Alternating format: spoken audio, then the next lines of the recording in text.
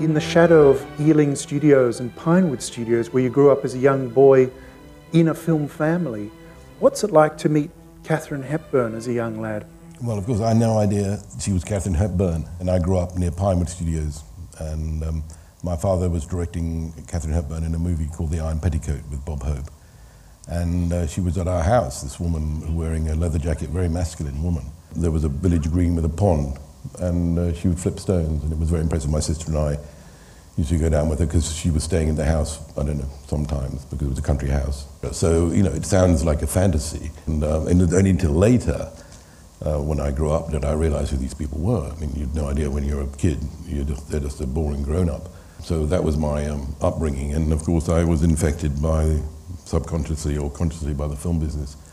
And I just couldn't wait to leave school and start doing it.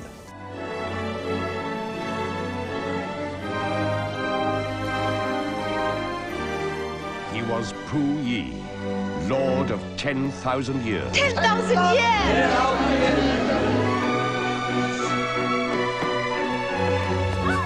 Is there a secret weapon that you personally bring out when you want to extract cash from somebody? The Oscar helped, but also it's that was 25 years ago, you know, so it's a pleasure and a pain because people expect that you can deliver something which is impossible to deliver again because it's a complete fluke. Made that film, no stars. Hey, it's a story about China. Who knew it was going to win 9 Oscars? You know, no idea until it happened. And it was different then. There was no campaigning on sending out videos and bribing people with dinners and all that. You take that country and you think about that story, it would be normal that Pu Yi would be killed, you know. He collaborated with the Japanese, he was very, you know, he was everything that it wasn't. But we told this story without any censorship. We delivered the script, they changed 2 lines. They wanted us to tell the story so much that we could ring up the army and say, we'll have 3,000 tomorrow and make sure their heads are shaved, thanks.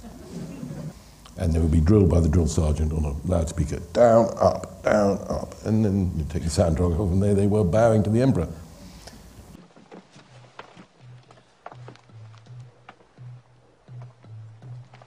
I have never met other children. Are they all like you? I've got 3 sisters and 2 friends. If you come to our house, you can play with us. The emperor never leaves the palace. I have to bring you back to one of Bernardo Bertolucci's films where one particular casting is fascinating. It has always fascinated me. Keanu Reeves as Buddha. Pretty simple. I had a photograph of Siddhartha and I thought Keanu looked just like him. No, sorry, it didn't work. The joke didn't work, but you know, it was a good joke. You know. Keanu is a very good actor. He is. He's not just Bill and Ted. He's a great guy.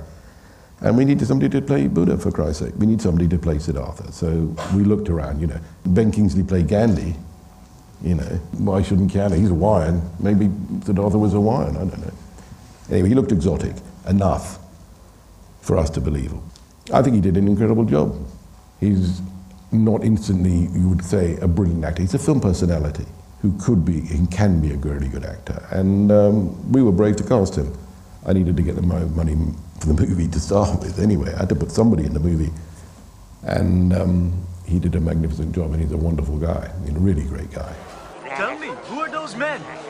They are men like the rest of us, my lord, who once sucked milk from their mother's breast. And why do they look like that? They are old, my lord. What do you mean, old?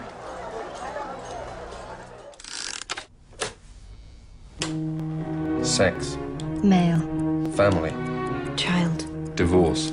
No. Professor Freud. Dr. Jung. When you spot somebody like the quality of Fassbender or, say, a Stamp, previously where you worked on The Hit, do you look at them and go, yes, that's what it is? Can you articulate what it is that makes an actor great rather than good? Well, I hope I can, but I'm working, like when Bernardo, for example, Bertolucci's really good at casting new actors, and he'd done that many times, and when we made The Dreamers, Eva Green, Michael Pitt, and Louis Garrel, I mean, not bad, 3 out of 3.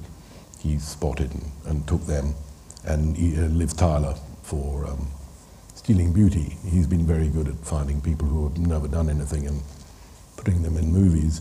That's the most difficult. After you've seen actors work in the films, you know, you can judge what they can do or where they fit into your films easier than somebody you just take out of having done nothing. Initially we had Christoph Waltz to play the part of Freud, But and he grew a beard and everything, but somehow it didn't work out that he was going to be in the movie. We shot the film in Germany, and suddenly we didn't have the main German actor, but Vigo, who was a friend of David's, saved our butt, you know.